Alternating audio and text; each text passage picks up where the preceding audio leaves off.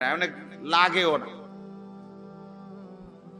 তো আল্লাহ নবী সাল্লাল্লাহু আলাইহি ওয়াসাল্লাম বলেন, কিছু নাফরমানের দিল এমন যে দিলটা উল্টানো আলকাত্রা মিশ্রিত কলসির মতো, লা ইয়ারিফু মারুফান ওয়ালা ইউনকিরু মুনকার। এই শব্দটা বলছে নবীজি। ওই দিল এত নাফরমান, এত বদনসিব, কোন নেক কাজই তার কাছে নেক কাজ মনে হয় না, কোন গুনাই গুনাহ মনে হয় না। কি বলে কি কয় তার কোনো হিসাব নেই, কোনটা আদেশ কোনটা নিষেধ, এই যে একটা পার্থক্য আলাদা বুঝা, যে এটা আমার জন্য আল্লাহর হুকুম, এটা আমার জন্য আল্লাহ তাআলার নিষেধ, এই বুঝটুকু আর বুঝে না। সে চলতেছে, খাইতেছে, ঘুমাইতেছে, পেশাব পায়খানা করতেছে, লজ্জাস্থানের চাহিদা পূরণ হইতেছে। এবার এটা হালাল ভাবে না হারাম ভাবে, বৈধ না অবৈধ, এই পার্থক্যের কোনো দরকার নেই।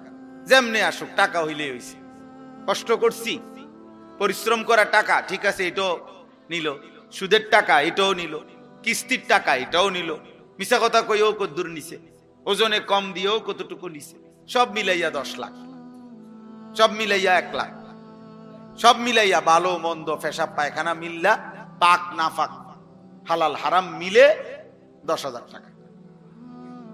এই যে এই মানুষগুলো, এরা বদনসিব, দুর্ভাগা, যার কাছে সব একরকম, মাকেও দেখে, বোনকেও দেখে, স্ত্রীকেও দেখে, এদেরকে দেখা হালাল, আবার মোবাইলে টেলিভিশনের নর্তকীও দেখে, অশ্লীল ছবিও দেখে, উলঙ্গ নারীও দেখে, বেহায়া নারীও দেখে, এই দুইটাই তার কাছে বরাবর। হালাল হারামের আলাদা কোনো পার্থক্য নাই, যখন যেটা সামনে পাইছে এটাই দেখছে,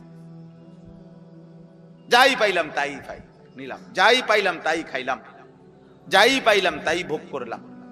দুনিয়া মানে ভোগ করছি, জীবন মানে উপভোগ, জীবন মানে আব্দুস শাহওয়াত, লজ্জাস্থানের গোলাম। কিছু নাফরমান আছে যার জীবনটা হলো সে মূলত আসলে লজ্জাস্থানের গোলাম, অর্থাৎ তার লজ্জাস্থানের যত চাহিদা এটা পূরণের জন্যই তার জিন্দেগির সারাদিনের আয়োজন। এই মোবাইল টিপতেছে, নারী দেখতেছে, ছবি দেখতেছে, নাটক দেখতেছে, বেপর্দা নারী দেখতেছে, বন্ধুদেরকে নিয়ে নোংরা নারীকে কেন্দ্র করে অসৎ কথাবার্তা বলতেছে, সবকিছুর মাকসাদ কি? ওই লজ্জাস্থানের চাহিদা। এই আব্দুস শাহওয়াত,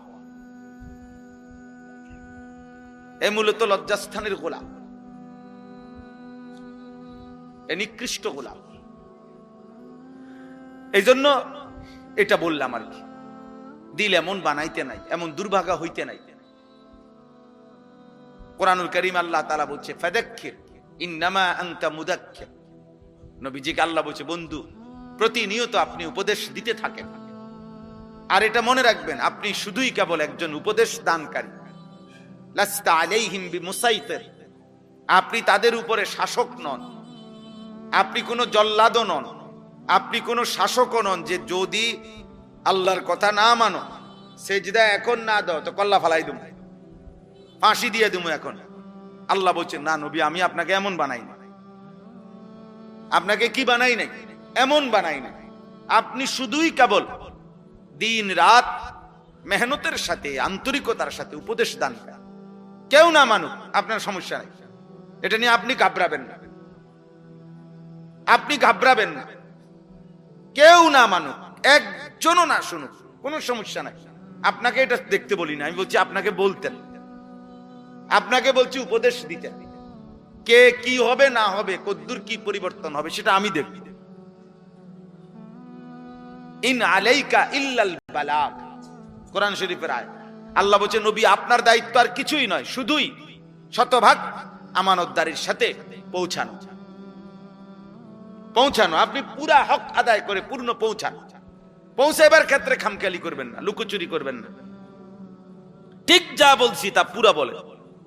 ইয়া আইয়ুহার রাসূল বাল্লিগ মা উনজিলা ইলাইকা মির রাব্বিক, হে আমার রাসূল, আপনার রবের পক্ষ থেকে যা কিছু নাজিল হয়েছে তা পূর্ণ, মা উনজিলা, যা কিছু নাজিল হয়েছে সব আপনি পৌঁছায় দেন।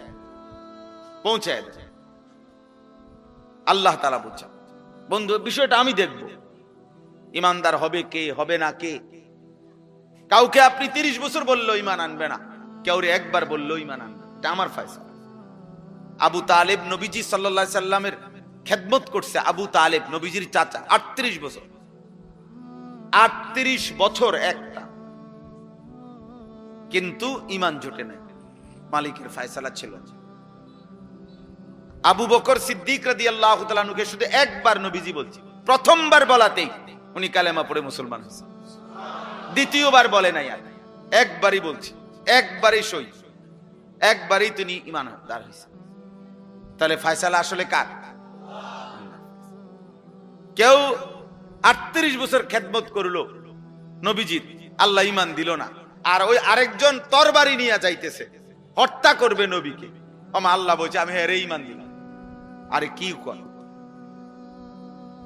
ওমরকে কেন ঈমান দিলেন? ওমর কি তখন যাচ্ছিলেন নবী সাল্লাল্লাহু আলাইহি সাল্লামকে হত্যা করার জন্য না? তো আল্লাহর ইচ্ছা হইছে, নাহলে এই অবস্থায় বুঝি ঈমান দেয়? আর ওই বেটা এত খেদমত করে ঈমান পাইল না, বিষয়টা কি?